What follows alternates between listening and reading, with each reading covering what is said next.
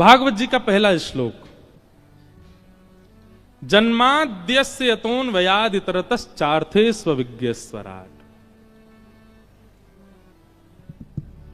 वेदव्यास जी महाराज ने भागवत जी की रचना में प्रथम श्लोक जकार से प्रारंभ किया, ज शब्द से प्रारंभ किया। हमारे व्याकरण में ऐसा कहते हैं कि जकार जो है ये दग्धाक्षर है।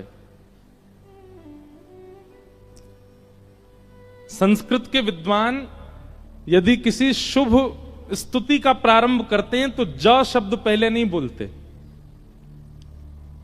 क्योंकि ज शब्द जो है, ऐसा नहीं है कि नहीं बोलते, पर ज शब्द को दग्धाक्षर कहा। दग्धाक्षर मतलब लिखने वाला, बोलने वाला, कहने वाले का हृदय पीड़ा में होगा तो वो ज ही बोलेगा पहले, दग्धाक्षर। भागवत जी में गोपियों ने गोपी गीत गाया। कितने लोगों को गोपी गीत याद है? सागर में, वाह भैया, 5000 लोगों में 5 हाथ उठे। अब भागवत जी हो गई हैं आपके सागर में, अब हमको कुछ दक्षिणा दीजिएगा। दक्षिणा के रूप में यही दीजिए कि नित्य गोपी गीत का पाठ प्रारंभ कर दीजिए और गोपी गीत याद कीजिए। अब देखो कब याद करोगे, जीवन निकलता जा रहा है आप लोगों का। कई लोग तो बिल्कुल बिल्कुल बाउंड्री पे ही खड़े हैं। वैसे तो एक बात देखी जाए, बाउंड्री पर हर व्यक्ति खड़ा है, हर व्यक्ति बाउंड्री पर। कब उसका अंत हो जाए कोई जानता है क्या? इसलिए भैया जीवन में अब तक आपने सब करके देख लिया। गुलाब जामुन खा के देख लिया, रसगुल्ला खा के देख लिया, जलेबी खा के देख लें, और आपके सागर की कोई प्रसिद्ध मिठाई हो तो वो भी खा के देख ले, मध्य प्रदेश का कुछ प्रसिद्ध हो तो वो भी खा के देख लिया। अमरूद की चटनी बनती है ना यहाँ पे, हैं? देखो हमें पता है, खिलाई नहीं है अभी तक किसी ने, बस पता है।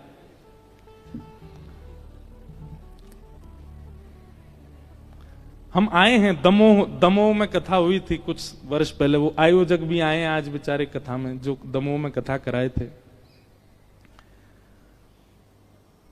तो आपने सब कुछ करके देख लिया। आपने भोग भोग के देख लिए, रोग रोग के देख लिए, योग योग के देख लिए, सब कुछ करके देख लिया। अब बच्चा कुचा जीवन भी ब्रजवासी आयो है आपके नगर में, या की बात मान के देख लो। गोपी गीत याद कीजिए और नित्य गोपी गीत अपने घर के ठाकुर जी को सुनाओ। नहीं तो यहां अगर आपका आने का क्रम नित्य है, बालाजी को सुनाओ गोपी गीत। गोपी गीत का प्रारंभ भी जयति तेधिकम ज से ही होता है। क्यों? क्योंकि ठाकुर जी अंतर ध्यान हो गए हैं और उस समय में गोपियां विरही होकर के ठाकुर जी को पुकार रही हैं, इसलिए ज शब्द से प्रारंभ हुआ गोपी गीत का भी।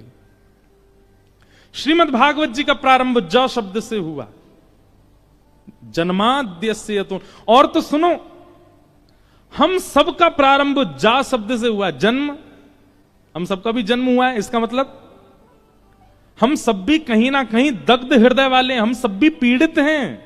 और निश्चित है पीड़ित हैं, इसलिए तो जन्म हुआ। अगर पीड़ित नहीं होते तो वैकुंठ में होते। हमारे कोई पूर्व के कर्म, पूर्व के दुष्कर्म शेष रह गए हैं जो हमें भोगने हैं, पूर्व के पुण्य कर्म रह गए हैं जो हमको भोगने हैं, उसके लिए तो हम आए हैं पृथ्वी पर। इसका मतलब पीड़ित ही है हमारी आत्मा, इसलिए हमारे प्रादुर्भाव को जन्म कहा गया।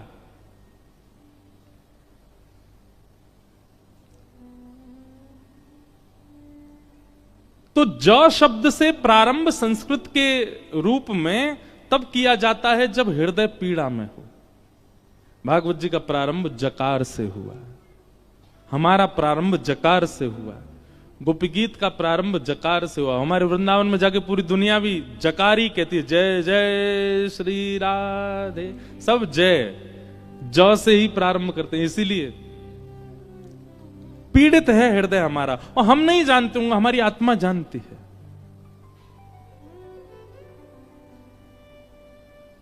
जन्म से हमारा प्रारंभ हुआ है, जन्म से ही भागवत जी का प्रारंभ हुआ है। भागवत जी का पहला शब्द ही जन्म है। जन्माद्यस्य तोन्वयादितरतश्चार्थे स्वविज्ञ स्वराट। बहुत कठिन श्लोक है, मैं जितनी व्याख्या हो सकेगी करूंगा। जन्म से हमारा प्रारंभ, जन्म से ही भागवत जी का प्रारंभ, पर हमारा अंत हमको पता है। हमारा अंत क्या है? मृत्यु। क्या है? क्या है? मृत्यु। पर हमारा अंत मृत्यु नहीं होना चाहिए। हमारा विश्राम कहां होना चाहिए? तो भागवत जी का जो अंतिम श्लोक का विश्राम है वही हमारा विश्राम होना चाहिए। जब भागवत जी के पहले श्लोक का पहला शब्द हमारा प्रारंभ है, तो भागवत जी के अंतिम श्लोक का अंतिम शब्द हमारा विश्राम होना चाहिए। और विश्राम, अंतिम श्लोक क्या भागवत जी का? नाम संकीर्तनम यस्य सर्व पाप प्रणाशनो प्रणामो दुख समनस्तम नमामि हरिम परम। अंतिम शब्द क्या है? हरिम परम। क्या है? हरिम परम। हमारा विश्राम मृत्यु नहीं है, हमारा विश्राम अर्थी नहीं है, हमारा विश्राम चिता नहीं है, हमारा विश्राम हरिम परम, हरि परमात्मा के श्री चरण, वही हमारा विश्राम। वहां हमारा इतरवंश महाप्रभु बैठे हैं मंच पर, इनका विश्राम हरिम परम, श्री राधा वल्लभ जी के चरण। स्वामी श्री हरदास जी विराज रहे हैं, आपका विश्राम हरिम परम। यहां श्रीमद वल्लभाचार्य जी, इनका विश्राम हरिम परम। भक्तिमती मीराबाई, उनका विश्राम हरिम परम। गोस्वामी तुलसीदास जी महाराज, उनका विश्राम हरिम परम। कालिदास का विश्राम हरिम परम। हमारा विश्राम शमशान घाट। हमारा विश्राम हरिम परम क्यों नहीं है? आज लिख लीजिए, कथा सुनने का, कुंभ स्नान करने का, नाम जप करने का, तिलक लगाने का, संत जनों को प्रणाम करने का, पुण्य करने का एक ही उद्देश्य है, हरिम परम, हरिम परम की प्राप्ति होना। आपके उद्देश्य अनेक रहे हैं। कभी आपका उद्देश्य बहुत अच्छे कॉलेज में पढ़ने का था, कभी बहुत अच्छे स्कूल में जाने का था, बहुत धन कमाने का था, कोई गाड़ी खरीदने का था, किसी कन्या से ब्याह करने का था, किसी पुरुष से ब्याह करने का था, किसी पदवी को प्राप्त करने का था। पर अब आप कथा में बैठे हो और नियमित 7 दिन का संकल्प लेके बैठे हो, तो आपका उद्देश्य बाकी सब किनारे, हरिम परम, हरिम परम।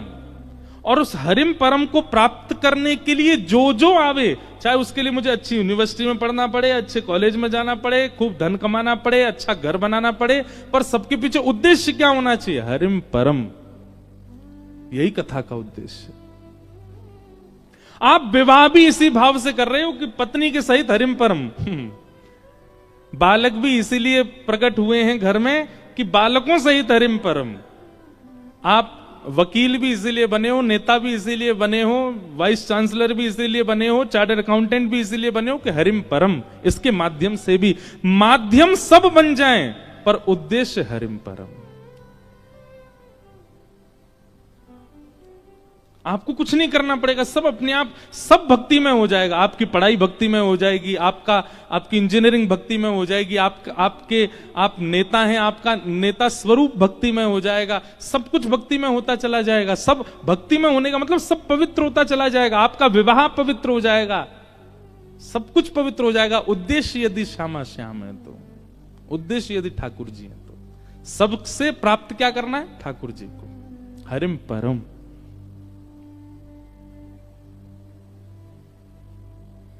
ये उद्देश्य मान लीजिए। कई लोग हमको, हम तो केवल कथा कहना जानते हैं, पर कई लोगों को लगता है ये बाबा जी कुछ जानते होंगे। एक माता जी अभी मिली मुझे, मुझको बोलती हैं प्रणाम कर, बाबा मेरे मन में क्या चल रहा है। अब मैं अपने संग पंडित जी को देखूं, मैंने कि क्या बोलूं इनको, मैंने कि मैया हम वो वाले बाबा नहीं है, हम तो केवल कथा सुनाते। नहीं नहीं, तिलक लगा रखा है आपने, हाँ धोती पहनी है।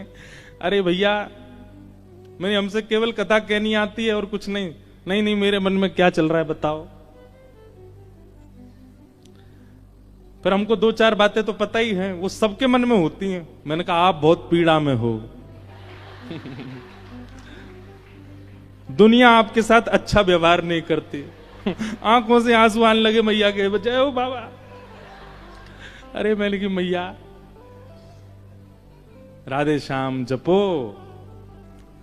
जीवन एक परीक्षा है।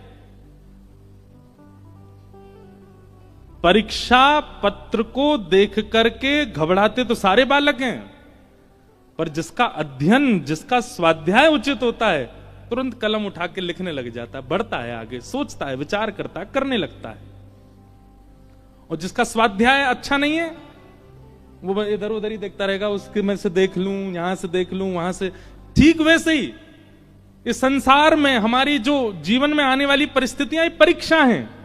जिसका कथा रूपी, जिसका सत्संग रूपी स्वाध्याय अच्छा होगा, वो जीवन में आने वाली परीक्षा को पार करने लगेगा। और जिसके जीवन में सत्संग ही नहीं होगा, वो इधर उधर ही देखता रहेगा। मेरे जीवन में संकट आ गए, क्या करूं बाबा, मेरे मन में क्या बताओ। सत्संग बहुत बलवान है, आश्रय लेके तो देखो। उद्देश्य आपका क्या हो, हरिम परम, और कुछ नहीं।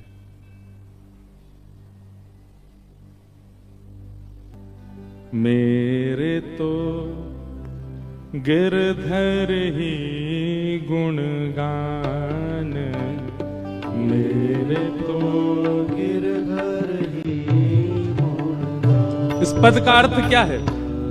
मेरा उद्देश्य कुछ और नहीं है, केवल गिरधर के गुणगान। मैं कर्म भी इसीलिए कर रहा हूं, मैं खा भी इसीलिए रहा हूं, मैं सो भी इसीलिए रहा हूं, मैं पहन भी इसीलिए रहा हूं कि गिरधर मिले। ऐसा उद्देश्य बना लीजिए।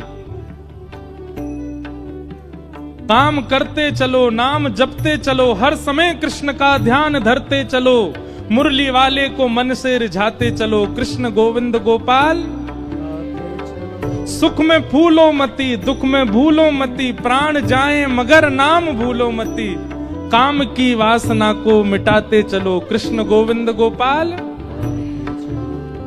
मेरे तो गिरधर ही गुणगान, मेरे तो गिरधर ही गुणगान, मेरे तो गिरधर ही गुणगान, मेरे तो गिरधर ही गुणगान। यह मूरत खेलत नैननु में,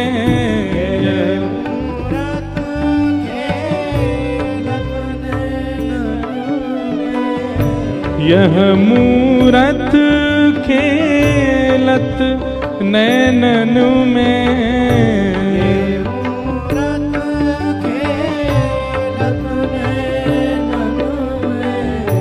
यही हृदय में ध्यान हो, यही हृदय में ध्यान, यही हृदय में ध्यान हो, यही हृदय में ध्यान। मेरे तो गिरधर ही गुणगान, मेरे तो गिरधर ही गुणगान, मेरे तो गिरधर ही गुणगान, मेरे तो गिरधर ही गुणगान। प्यारे गिरधर लाल की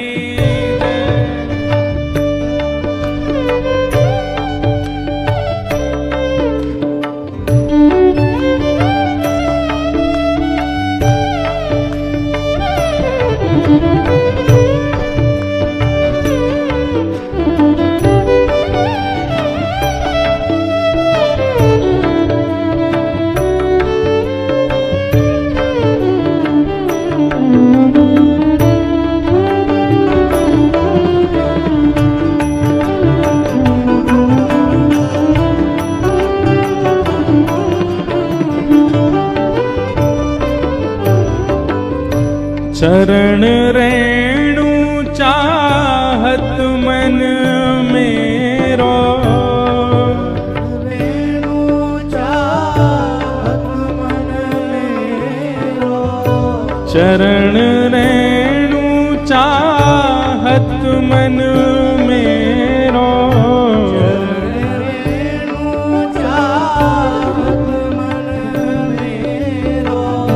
यही दीजिए दान हो, यही दीजिए दान। कृष्णदास को जीवन गिरधर, कृष्णदास को जीवन गिरधर, हम सब को है जीवन गिरधर, हम सब को है जीवन। कैसे गिरधर? मंगल रूप निधान हो, मंगल रूप निधान। मेरे तो गिरधर ही गुणगान, मेरे तो गिरधर ही गुणगान, मेरे तो गिरधर ही गुणगान, मेरे तो गिरधर ही गुणगान, मेरे तो गिरधर ही गुणगान, मेरे तो गिरधर ही गुणगान। हमारे ब्रज में कृष्णदास अधिकारी हुए एक, वो कृष्णदास अधिकारी जी ये पद गा रहे हैं। वो क्या कह रहे हैं? मेरे तो गिरधर ही गुणगान। उनके जीवन की हर क्रिया केवल ठाकुर जी के लिए है। जैसे हम लोगों का स्वभाव क्या है, हम बाजार में जाते हैं, कोई अच्छा वस्त्र दिख जाए तो हमारे मन में क्या आता है? ये वस्त्र मैं पहनूंगा तो कैसे लगेंगे? सुंदर जलेबी दिख जाए, बढ़िया गरम गरम निकल रही है तवे से, कढ़ाई में से, तो हमारे मन में क्या आता है? मैं खाऊंगा तो मेरी जीभ को कैसा लगेगा? आभूषण देखते हैं तो ना हमारा चिंतन हो जाता है कि मेरे गले में कैसा लगेगा।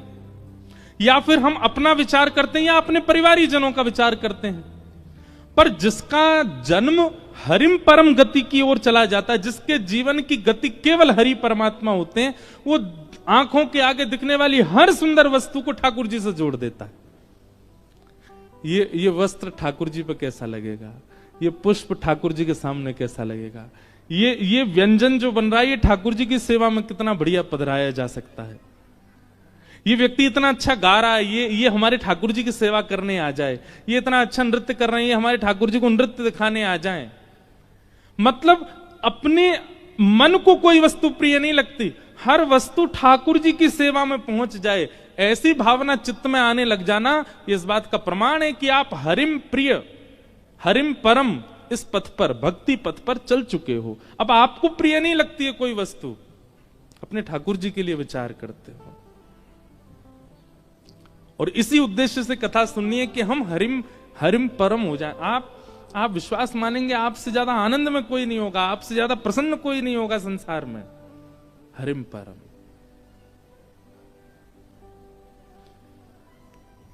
तो जन्माद्यस्य यतोऽन्वयादितरतः, जिनका कभी जन्म नहीं होता, जिनकी कभी मृत्यु नहीं होती, जो जन्म और मृत्यु के चक्र से विलग हैं, लेकिन चाह जाएं तो ठाकुर जी का जन्म होता है। भगवान को जन्म लेने की आवश्यकता नहीं है, पर देवकी को सुख देने के लिए, कौशल्या जी को सुख देने के लिए वही प्रभु राम बनकर के, कृष्ण बनकर के आते हैं और 9 महीना बाकायदा बच्चों की तरह पेट में ही रहते हैं और फिर जन्म लेते हैं। उनको आवश्यकता नहीं है, पर कभी कभी प्रेम में इतने अधीन हो जाते हैं ठाकुर जी की, अधीन होकर के अपने प्रेमियों को वह सुख देते हैं। चार्थे स्वविज्ञ स्वराट, जो अविज्ञ है, अनविज्ञ नहीं। अविज्ञ किसको कहते हैं? जो सब जानता है, उसको अविज्ञ कहते हैं। संसार में केवल भगवान ऐसे हैं जो सब जानते हैं, बाकी इसीलिए उनका नाम भगवान है। जिसके पास धन की मात्रा बहुत ज्यादा उसको धनवान कहते हैं, बल की मात्रा ज्यादा बलवान कहते हैं, जिसके पास 6 भग हैं उसको भगवान कहते हैं। ठाकुर जी को भगवान क्यों कहते हैं पता है आपको? जिस व्यक्ति को 6 बातें पता हैं उसको भगवान कहते हैं। कौन कौन सी?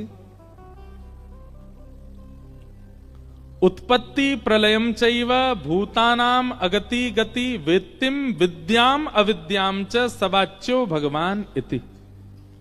ये 6 बातें जो जानता है वो भगवान है। उत्पत्ति, पृथ्वी का उत्पत्ति दिवस कौन सा है, कौन से दिन पृथ्वी का निर्माण हुआ, कोई नहीं बता सकता। परमात्मा जो जानते हैं वही जानते हैं बस कि पृथ्वी कब बनी थी और इस पृथ्वी का प्रलय कब होगा, यह भी जो जानता है वही परमात्मा है बस। कई लोगों ने हल्ला किया 2012 में पृथ्वी खत्म हो जाएगी, 25 आ गया, अब कह रहे हैं 26-27 में चली जाएगी। और उसमें भी एक ग्रंथ का आश्रय सब लोग बोलते हैं कि उस ग्रंथ में ऐसा लिखा है।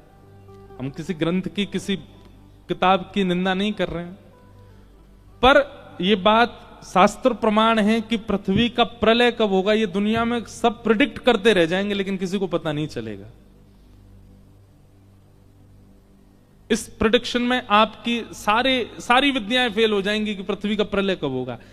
उत्पत्ति और प्रलय केवल और केवल परमात्मा जानते हैं, वो किसी से शेयर भी नहीं करते इस बात को, केवल उन्हीं को पता है। तो ये 2 बातें, और कौन सी 2 बातें? भूतानाम अगति गति, हमारी गति और अगति, हमारी गति और दुर्गति जिसको पता है वो परमात्मा।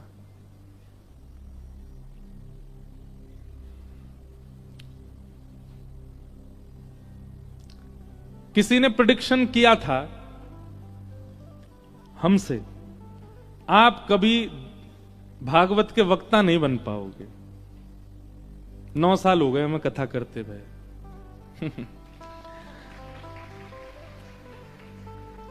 व्यक्ति की गति और अगति यह भी केवल परमात्मा जानते हैं। उसकी कहां गति होगी, कहां अगति दुर्गति होगी, ठाकुर जी को पता है। कई बार आपका इंफ्रास्ट्रक्चर बहुत अच्छा होता है लेकिन आप उस श्रेष्ठता को प्राप्त नहीं कर पाते, ठाकुर जी को पता है नहीं बन पाएगा। और कई बार आप झोपड़ियों में रहने वाले बच्चे, दिया जला के पढ़ने वाले बच्चे आईएएस ऑफिसर भी बन जाते हैं। कहां किसकी गति और अगति है ये केवल ठाकुर जी को पता है। कहां किसी को रंक बनाना है, किसको फकीर बनाना है, ठाकुर जी के हाथ में।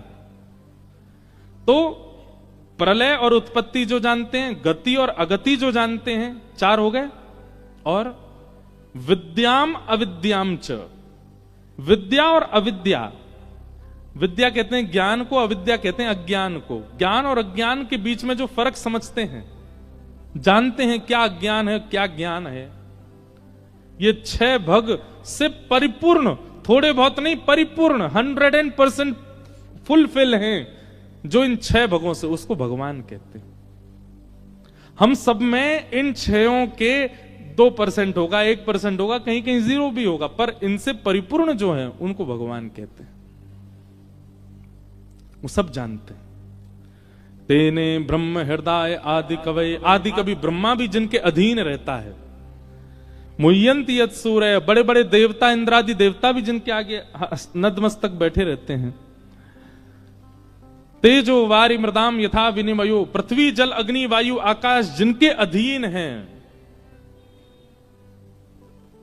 यत्र सर्गो मृषा, ये संसार अमृष है, मृष है। मृषा मतलब मिथ्या है पर सत्य सा प्रतीत होता है, जिनकी लीला से। ऐसे परम सत्य परमात्मा को हम बारंबार प्रणाम करते हैं। ये भागवत जी का पहला श्लोक है। सत्यम परम धीमहि। भागवत जी की एक विशेष बात है कि भागवत जी के पहले श्लोक में किसी भी भगवान का नाम नहीं है, किसी भी देवी देवता का नाम नहीं है, किसी भी संप्रदाय का नाम नहीं है, किसी भी एक निश्चित देव का नाम नहीं है। किसका नाम है? सत्यम परम धीमहि। मैं परम सत्य को वंदन करता हूं, जो भी परम सत्य है सबको वंदन करते। इसीलिए वेद व्यास जी को प्रणाम किया गया। नमोस्तुते व्यास विशाल बुद्धे। उनकी बुद्धि इतनी विशाल है, एक शब्द में ही सबको प्रणाम कर दिया। सत्यम परम धीमहि। ऐसे परम सत्य परमात्मा को हम प्रणाम करते हैं।